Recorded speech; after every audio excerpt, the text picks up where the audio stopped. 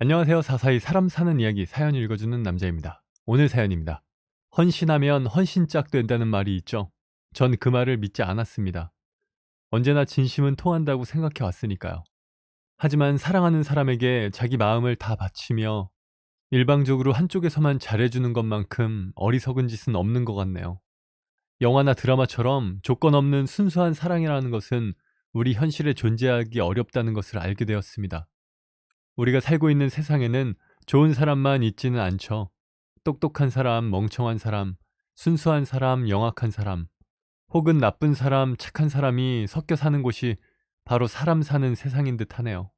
그런 세상을 살다 보니 사랑하는 사람과의 사이에도 미숙하거나 실수를 하는 경우가 충분히 있을 수는 있겠죠.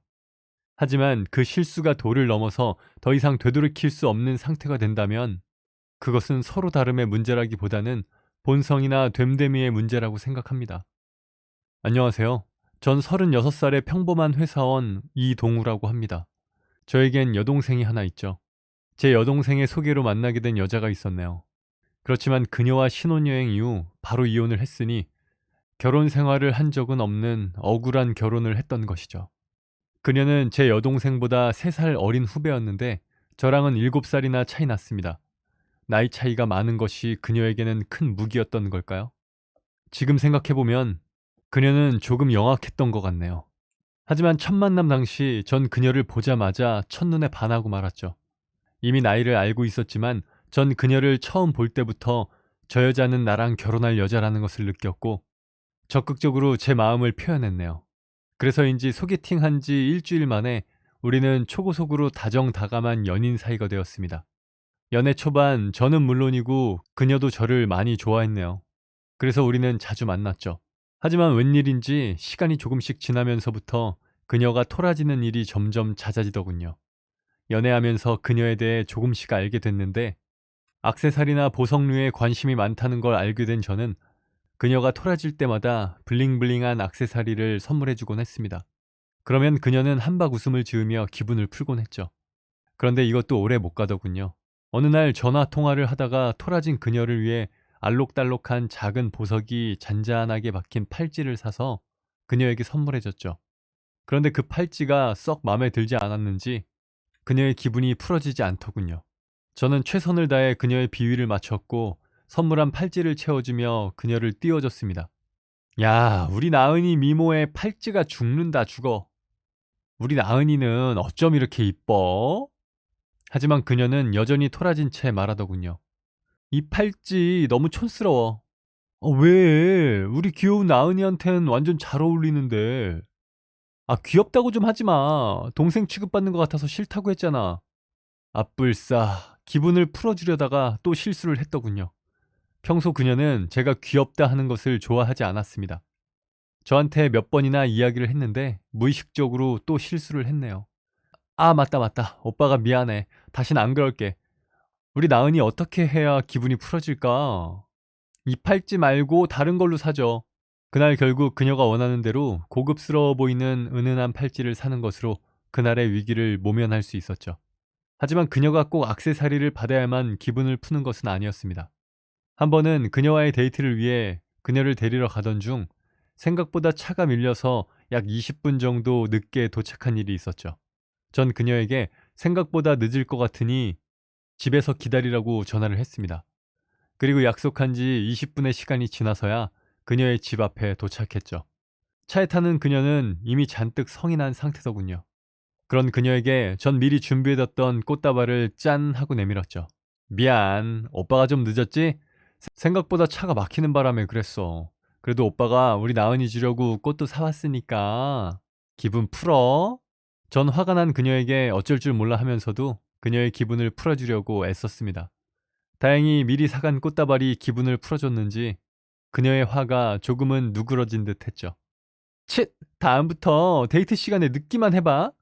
어린 그녀와의 연애 과정은 눈치가 없던 저에겐 다소 벅차기도 했지만 전 그녀를 무척이나 사랑했기 때문에 온 마음을 다해서 그녀와의 좋은 관계를 만들어 나가려고 애를 썼네요. 하지만 연애한 지 3개월도 채 되지 않았을 때 그녀가 저에게 갑자기 이별을 통보하더군요. 우린 안 맞는 것 같아. 긴 말 안 할게. 더는 안 되겠어. 이만 헤어지자. 그녀의 갑작스러운 이별 통보에도 전 이대로 포기할 수는 없었죠. 전 그녀를 너무 사랑했고 그런 그녀와 꼭 결혼을 하고 싶었으니까요. 그녀를 머릿속에 떠올리기라도 하면 전 심장이 떨려올 만큼 항상 설레었고 그 생각만으로도 이루 말할 수 없는 행복감을 느끼고 있었습니다. 그녀가 그렇게 매몰차게 떠나간 후에도 전 그녀에게 종종 연락을 했고 집 앞으로 찾아가 보기도 했죠. 그녀가 만나주지 않을 때는 동생에게 부탁해 주변 사람들의 도움을 받아 만나기도 했습니다. 여동생을 통해 그녀를 수소문하거나 동생의 친구의 친구를 건너서라도 만나거나 연락을 시도하면서 9개월이라는 기간 동안 전 그녀에게 미친놈처럼 매달렸죠. 그렇게 끝나지 않을 것만 같았던 긴 애원 끝에 결국 그녀와 저는 다시 재회할 수 있었고 그렇게 우리는 다시 만나기로 했죠. 이제부터는 결혼을 전제로 만나기로 했습니다. 이젠 더 이상 이 여자를 놓칠 순 없었기에 전 온 마음을 다 바쳐 정성을 다해가며 사랑하는 그녀에게 잘해줬네요. 데이트를 할 때면 미리 분위기 좋은 장소를 알아보고 사전 답사를 하기도 하고 그녀와의 커플 사진을 잘 찍어보려고 인터넷 사진 강의를 들으며 나름대로 사진 공부하기도 했고요. 패션 센스가 있는 남자가 좋다는 그녀의 말에 전문가로부터 저에게 어울리는 패션에 대한 조언을 받으면서까지 비싼 옷들을 사입고 그녀 앞에 멋있게 보이려고 온갖 정성을 다했네요. 그리고 마침내 그녀와 결혼을 약속하게 되었죠. 우리는 바로 결혼 준비를 시작했습니다. 결혼 준비 과정에서 집을 구할 때 저희 부모님이 많은 도움을 주셨네요. 자랑은 아니지만 전 그동안 돈을 모으려 큰 노력하지 않았습니다. 그녀와 연애하고 매달리는 기간에 돈도 많이 쓰기도 했고 평소 부모님이 결혼 자금은 대주신다고 했었기에 돈을 모아야 한다는 생각 자체를 별로 하지는 않았네요. 하지만 그녀는 그런 저에게 매우 실망하고 말았죠. 오빠 나이가 30대 중반이야. 8년 동안 사회생활을 했는데 오빠가 갖고 있는 재산이 하나도 없다는 게 말이 돼? 나은아, 미안해. 오빠가 거기까지는 미처 생각하지 못했네. 그래도 부모님 도움이랑 대출 받으면 괜찮은 아파트 전세는 구할 수 있으니까 다행이잖아. 이제부터 잘 모을게. 화내지 마. 그리고 신혼부부 전세자금 대출을 받기 위해 우리는 혼인신고부터 하게 되었습니다. 그녀가 원하는 집을 무사히 구했음에도 불구하고 그녀는 저에게 실망한 듯한 모습이 남아 있었죠. 전세나 대출 이런 부분보다 제 돈 한 푼 없이 오직 부모님의 지원과 대출만으로 집을 구하는 저의 모습을 그녀는 매우 못마땅하게 생각했죠. 이럴 때일수록 더욱 잘해야겠다고 마음먹은 저는 그녀의 마음을 더욱 단단하고 굳건하게 다져주고자 평생 기억에 남을 그런 멋진 프로포즈를 해주기로 마음먹었죠.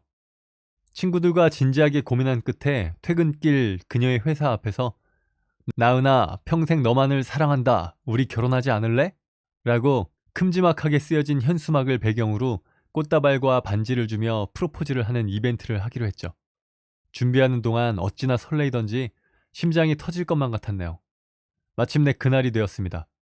친구들과 함께 그녀의 회사 앞에서 대기하던 저는 그녀가 나타나자마자 큰 목소리로 우렁차게 말했죠. 김나은, 사랑한다! 나랑 결혼해줘! 제 친구들은 환호하기 시작했고 그녀의 회사 사람들은 걸음을 멈추고 우리를 바라봤습니다. 그런데 그때 건물 보안 직원이 저희에게 다가오더군요. 여기에서 이러시면 안 됩니다. 철수해주세요.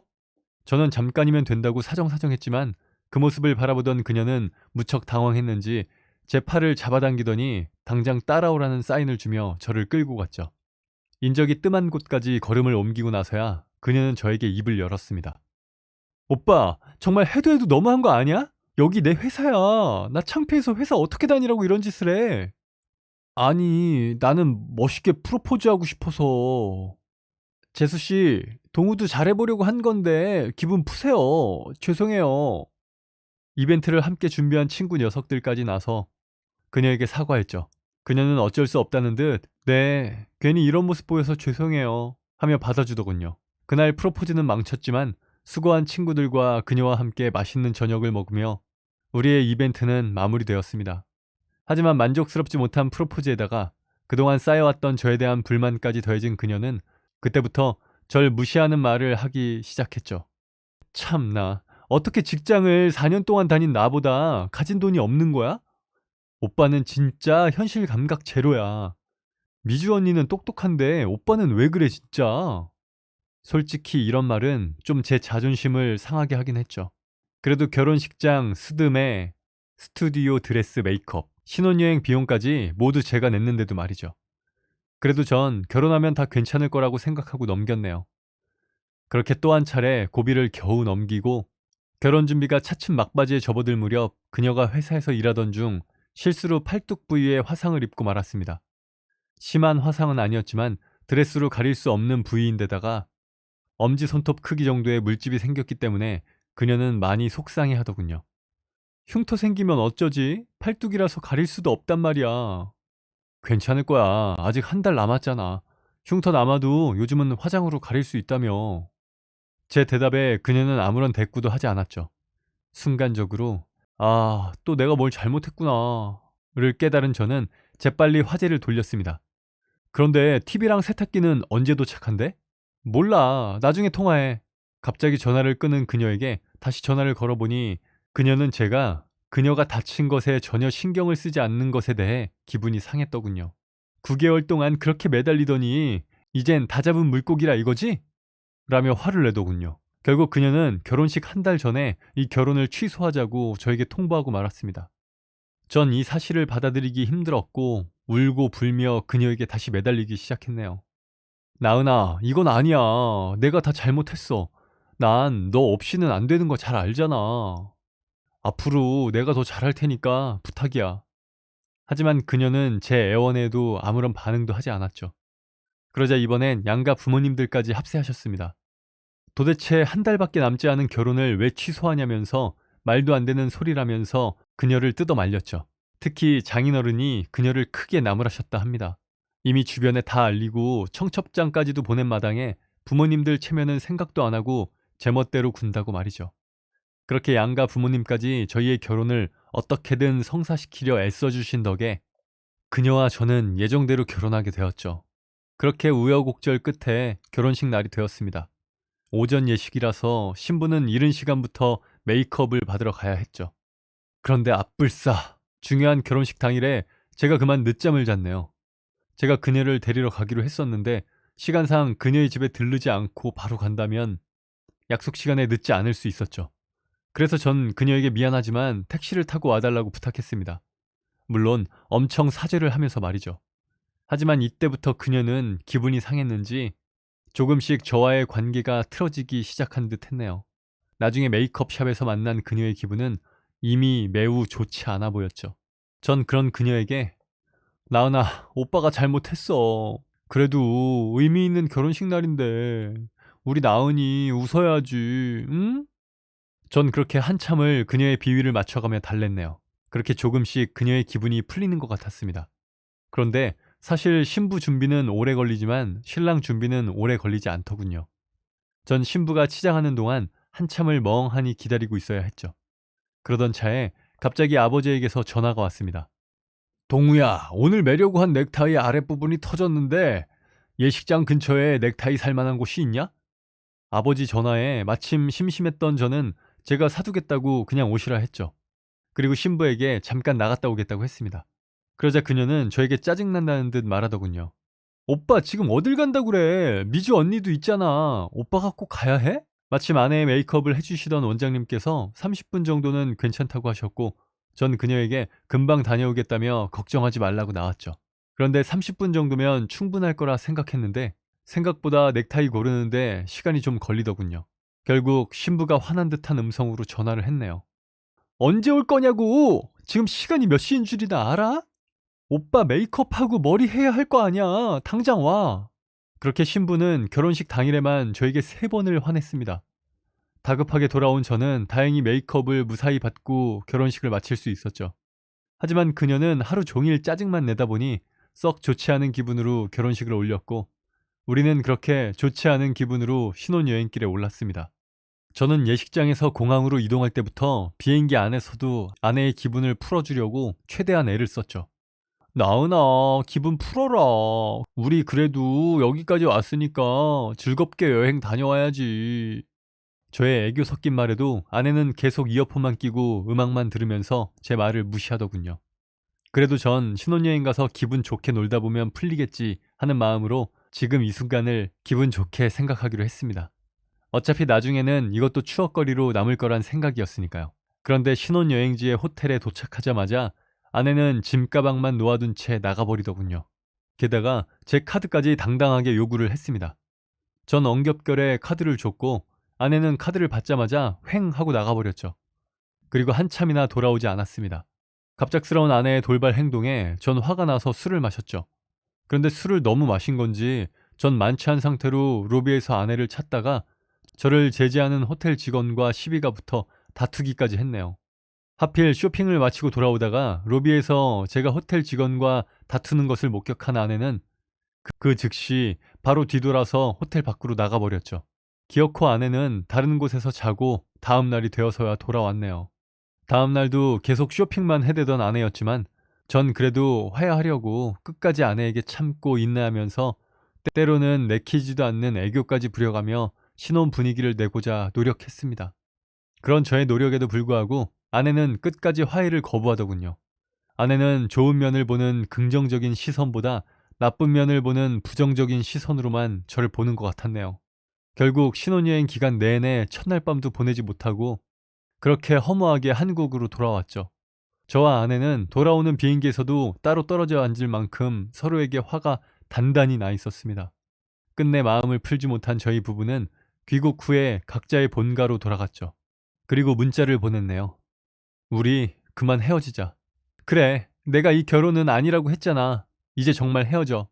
우리는 헤어지기로 합의했지만 저와 그녀에겐 해결해야 할 문제가 남아 있었죠. 당연히 결혼하는 데 들어간 비용에 대해 따져 묻게 되더군요. 한참을 옥신각신 따지던 저와 그녀는 이게 누구 잘못인 건지 네 잘못이니 내 잘못이 아니네 그렇게 누가 잘못했는지 서로 잘잘못을 따지다 보니 이 결혼이 파탄나게 된 이유까지 따지게 되었죠. 저희는 서로 억울한 결혼을 했다는 주장을 시작했고 마침내 큰 싸움으로 불붙어 버렸죠. 그 큰 싸움은 결국 법정에서 판가름 내야만 했네요. 신부 측에서는 혼인 전부터 신랑이 무심했고 입에 발린 소리로 그 순간만 모면하면서 넘어가려 했다네요. 그럼에도 그녀는 오랜 기간 저에게 계속 선물도 받아왔고 서로 좋은 관계가 이어질 것이라고 믿었다 합니다. 하지만 결혼 전 불안감을 느끼는 일명 메리지 블루로 인해 심리 상태가 위축된 상태에서 저의 실수가 지속적으로 발생했고 그럼에도 불구하고 결혼해서 잘 살려 했더니 제 무능력함이 드러났다 하더군요. 결혼 준비 내내 이 결혼해야 하나 말아야 하나 고민했었지만 본인 결정이 아니라 양가 부모님의 회유와 설득 속에서 얼떨결에 떠밀리듯 결혼을 했다고요. 항상 본인의 감정을 어루만져주는 저의 노력이 부족했다고 주장하더군요. 신혼여행 후 돌아오는 비행기에서조차 조금이라도 신경 썼다면 같이 앉을 수 있었는데도 그런 노력이 전혀 없었다네요. 네, 저도 어느 정도 인정을 합니다. 하지만 신혼여행 갔을 때의 그녀의 태도 때문에 이 모든 것을 망친 거죠. 솔직히 첫날 밤에 외박을 하는 사람이 어디 있습니까? 그리고 지금 서울 전세금이 얼마인데요. 부모님 도움을 받을 수 있는 것도 제 능력인 거죠. 그 부분에 있어 감사하지는 못할 망정 절 무능한 사람이라 몰아세우다니요. 전 정말 억울했습니다. 결국 저희의 이혼 조정의 결론은 저의 승리로 끝났네요. 신부 측은 신랑에게 위자료 1천만 원을 배상하고 신랑 측이 지불한 결혼 비용 850만 원까지 총 1,850만 원을 배상하라는 판결이 내려졌습니다. 결혼을 할지 말지에 대해 고민하다가 결혼했다면 부부가 된 이상 최소한의 의무는 다해야 했지만 신부는 그 부분에 대한 의무를 다하지 못했다고요. 이 부분에 대해 신부는 자신이 부부의 의무를 다하지 못한 것에 대해서는 인정하겠으나 결혼 비용은 본인도 냈으니 결혼 비용은 반반으로 해달라 주장하더군요. 기가 막혔습니다. 신부가 낸 비용은 결혼식장에서 신부 측 밥값뿐입니다. 물론 신부의 주장은 기각되었죠. 그리고 결혼 전 제가 선물한 명품백 또한 예물의 성격이니 돌려주라는 판결이 떨어졌습니다. 예물이라는 것은 결혼을 전제로 받는 선물인데 결혼 생활이 단 하루도 유지되지 않았으니 그 예물은 유효하지 않다는 것이죠. 이 판결의 결론은 수많은 갈등 속에서 그럼에도 결혼을 했으면 결혼에 대한 책임이 발생한다는 것이었습니다. 하지만 신부는 부부관계에 대한 노력을 일절하지 않았고 저희는 결혼식은 올렸다지만 하루도 같이 살지 않았으므로 결혼 자체가 성립되지 않았다는 것이죠. 단 몇 달이라도 부부로서 살았다면 부부로 살기 위한 노력을 인정했을 테지만 그조차 없었다는 것이 핵심이었습니다. 결국 판사의 판결대로 그렇게 처리가 되었네요. 저와 그녀는 결혼식은 거쳤지만 단 하루도 없던 꼴이죠. 그렇게 전 결혼식을 올리자마자 초스피드로 이혼남이 되었습니다. 혼인신고 기간조차 단 몇 개월 뿐인 거죠. 저는 이번 사건을 계기로 결혼은 절대 적선하듯이 해서는 안 된다는 것을 깨우쳤네요. 서로 간의 균형 없이 어느 한쪽에서만 마음을 주면 이렇게 되고 마는 거죠. 부부나 연인 사이에도 한쪽이 주인님 모시는 하인처럼 이것저것 다 해주는 그런 관계는 절대 오래가지 못합니다. 생각해보니 주변에서 그런 식으로 결혼한 부부가 잘 사는 것을 본 적이 없네요. 겉으로는 행복해 보여도 다른 한쪽은 억울하고 기분 상하고 있을 테니까요. 바로 저처럼 말이죠. 그런 잘못 끼워진 첫 단추 같은 문제점으로 결혼 생활 내내 이게 뭐 하는 건지 모르겠다는 푸념을 늘어놓기 일쑤더군요. 그런데 전 왜 몰랐을까요? 사랑에 빠지면 이렇게 멍청해지나 보네요. 저와 같은 억울한 결혼이 되지 않으려는 부부가 동등한 입장으로 비슷한 무게로 사랑이란 마음의 균형이 어느 정도 맞는 수준은 되어야 마지막까지 행복할 수 있습니다. 사랑의 큐피트를 쏘아대는 아기 천사 덕에 순진무구하게도 한 여자에게 일방적으로 그 마음과 순수한 영혼을 다 바쳐서 사랑했던 저 역시도 불행한 사랑의 끝을 보고 말았고요. 결혼이란 것은 인생 중대지사인 만큼 신중에 또 신중을 더하여서 진중하게 깊은 고민을 해보고 나서 마지막으로 결정을 내려야 한다는 생각이 드네요.